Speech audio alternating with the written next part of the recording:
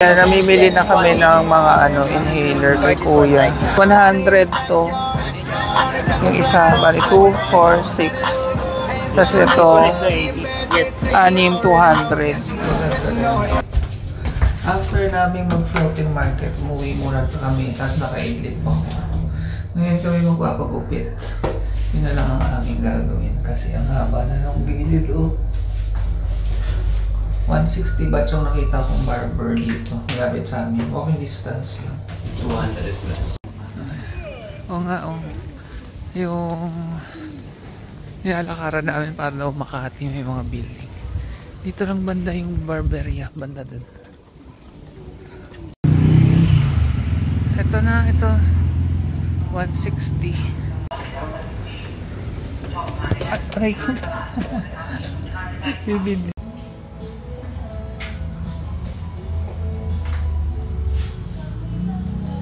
okay lang naman. Mahal yun ha, para ito yung, sa... Pakita mo yung gupit mo. Parang kami dalawang mushroom. Hindi naman. Kasi yung dito, yung mushroom talagang yung nakaganon. Yung nakaganon. Ano kami, dalawang bunot. Sabi ko kasi parang hindi masyadong sanay pang maggupit yung dalawa. Hindi ko naman sila binidyo kasi baka ayaw naman nilang mabidyo. Pero ito yung after. Nabawasan naman yung gilid. Parang hindi lang pantay. No. Hindi na kaya yung parang mga barbero sa atin na pantay na pantay yung side. Hindi siya masyadong pantay eh. Ewan ko, baka sila lang, baka ibang barbero naman dito magaling. Pero okay naman. Pwede. Experience. 160 baht, tapos nagbigay kami ng 40 baht na tip. So 200 each. Mga 340. 340 bawat isa. Mahal lang. Ayan, na-shampoo ko na. Ganyan yung itsura. Okay naman. Trim lang. Kasi kanina ang dami na tumitikwas-tikwas sa gilid eh. So, ayan, okay na uli yung hair natin. Pero yun nga, mas magaling yung nagugupit sa amin sa Laguna. Ngayon naman, iniisip namin kung mamayang gabi na kami magpapa-foot massage kasi maglalakad-lakad pa kami sa Chatuchak Market. So baka mamayang gabi na lang? Mamayang gabi na tayo magpa-foot spa? Iisip ko mamaya na. O sige. Para shopping muna kami. See you mamaya. So mga ganito, 390 baht. Medyo mahal.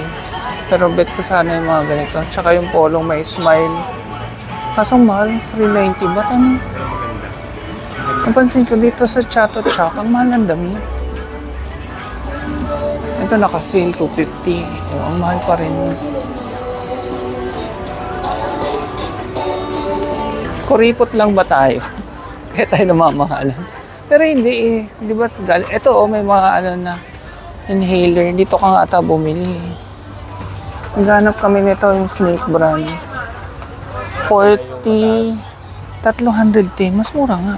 35 sa ano eh. Tsaka may tester oh. Di ba may malaki niyan? Ito yung mga ganitong t-shirt, 100 naka-sale. 170. Pero yung ibang gano'n, 250. Yung mga ganito, 250. Mahal to. Sabi ko, pwedeng yun na lang naka-sale. Naghahalukay kami dito sa Banga. Ito lang yung tagwa 100 baht. Dito kami nangunguhan. Ito so far yung napili ko. Pakita ko sa inyo. So, itong violet, bagay mo sa akin. Parang ang laki-laki naman pala masyado. May nakita kaming t-shirt, tagwa 100. Pakita mo nga mga aso. Pag golden. 100 lang. Tapos maganda daw yung tela. Ang cute din sana nung nasa puti. Pakita mo yung puti. Oo, yan. Baka mayroong black. Mga sheets. Wala sila Ate Shoma. Oo nga, no. Wala sila Ate Shoma.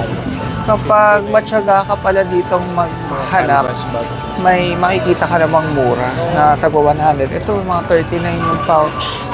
Bet ko to yung may elephant.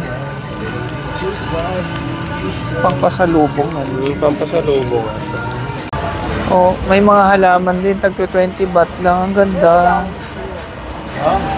Yung medyo malaki, syempre mahal. Yan. Ito, 50 lang. Oh, ganda rin. Ito, 50 din. Kaibang pouch, ano. Nakita ko nga eh. Ang cute. Aso. Ito, hotdog. Oh, ito para kay JB, hotdog. Ang cute. Magkano? 50? Medyo mahal. 35 lang yung nandun kanina. Actually, ang dami pa namin. Nasa isang side pa lang kami. Ang dami pa namin hindi nabibisita. Anditong side pa lang kami. Wala pa dun. Ayun, may mga tagwa 100 uli ako nakikita.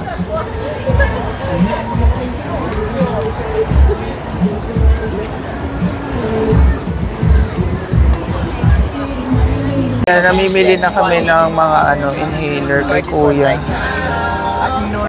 Tumitingin na kami ng mga ref magnet. 40 lang. Ang mura ng ref magnet. Ito daw kamukha ni Bailey.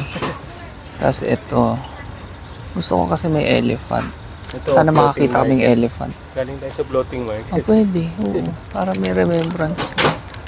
Ito yung ibang mga design. Ayan. Ito galing kaming floating market kanina na hindi kami nakapagbangka.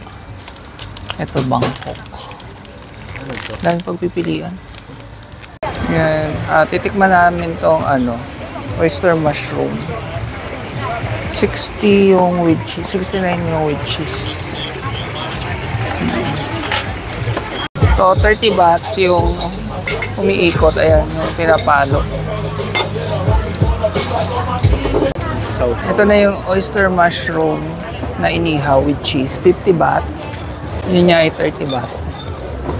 Tikman natin yung oyster mushroom. Kunin ko yung ma-cheese.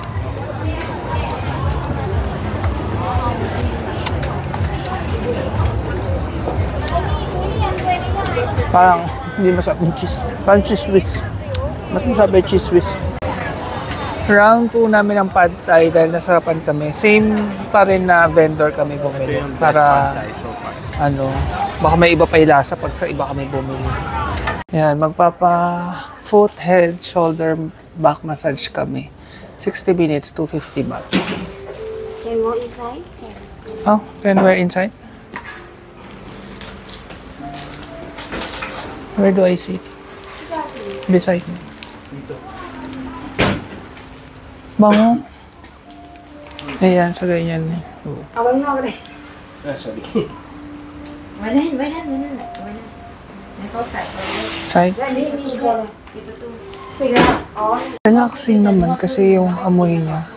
Tapos aircon. Pagpasok mo, maamoy mo agad yung parang minty, menthol. Bawal, pag meron ka daw underlying disease, surgery, tsaka pregnant, sabihin sa staff. Yan, may wifi din sila. Hindi kayo mauubusan dito. Ang daming nagmamassage. So, matry natin yung authentic na Thai.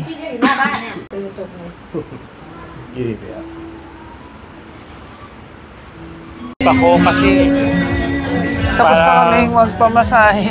Grabe, napakasarap. 250 baht. Tapos nag-tip kami ng tag 50 kasi ang gagaling nila. Worth it kasi importante ang masahe. Nasa room na kami at nakabihis na ako ng pambahay. Uniform ko to. Ayun, kakatapos nga lang nung aming wellness day.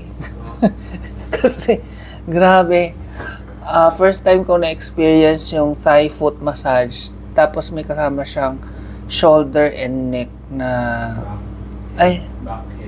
Back, head, shoulder. Pero parang bonus lang yun. Mas concentrated sa foot massage talaga. Masakit siya, pero yung ibang part napakasarap. Sobrang highly recommended.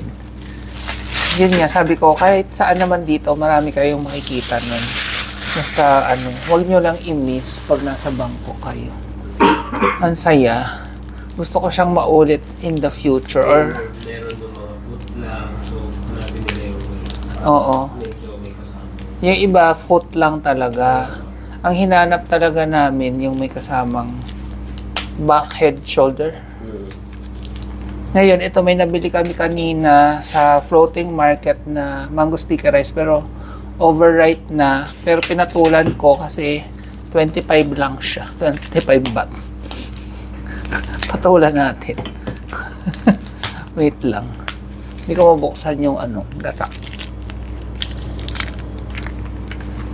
Tapos wala siya nung yung parang beans. Parang bonus lang naman yun. Oo. Pero Ganyan lang naman yung basic eh. ay, talaga ba? May din ha. Yung iba may linga. Pero yan yung pinaka-basic. Try natin.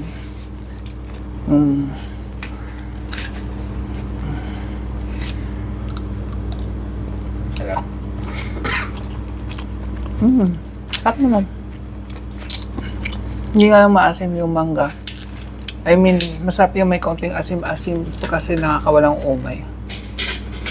Ang dami ng mangga. Sobrang dami. Siguro dahil overripe na para hindi masayang, dinamihan na yung mangga. Tapos 25 lang.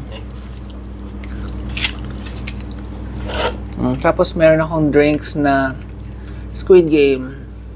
Ito ay Coco Mansi. Cut mo yun.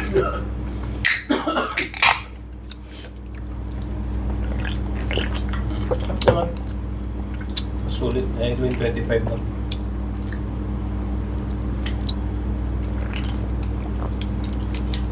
Akala ko coconut milk.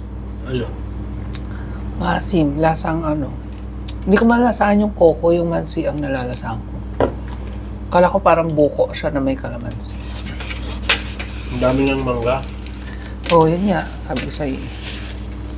Ito nga pala yung last night namin sa Bangkok. Kasi bukas pupunta kami ng Pak Chong. And from Pak Chong, doon na rin kami manggagaling pag pauwi. Hindi na kami dediretso. Hindi na kami magstay dito ng isang gabi, ganyan. Diretso na talaga mula Pak Chong. Nakhon Ratchissima Province. Ay, hindi ba yun yung pangalan? Hindi, tapi parang isang para siyang city or town, yung Pak Chong. Yung province na Nakhon Ratchissima. Yun. 3 nights din kami doon. Parang dito sa Bangkok, 3 nights. Actually, 4 nights tayo. Ay, talaga? Tagal pala tayo doon. 20, 21 to 23. 4 nights. Okay, mas matagal pala kami doon. Meron pa kami mangga. Manggang hilaw. Hilaw. Ayan yung alamang nila. Parang ganun. Kakaiba, no? Yung manggang hilaw, nilagay doon sa parang ginaganon. Masarap, maasim, pero mas maasim pa rin yung manggang nabibili namin na parang ang pait na sa asim. Tikman natin yung bagoong. Mahirap tanggalin eh, kaya ako binutas ko na. Sorry ka. Or feeling ko may way kumpa. Sorry ka. May sabi, racist. Naalala ko kasi yung binila natin ng sagi. Ito. Dami. Kakaiba. Ba't ganun yung hipon? Medyo malalaki. Ang lalaki ng hipon, nakakatakot.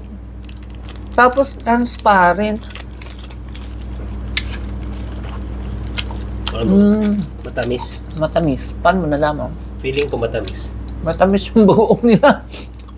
Minatamis na bagoong. Matamis nga. Mas gusto ko may alat-alat. Bagoong pa rin natin.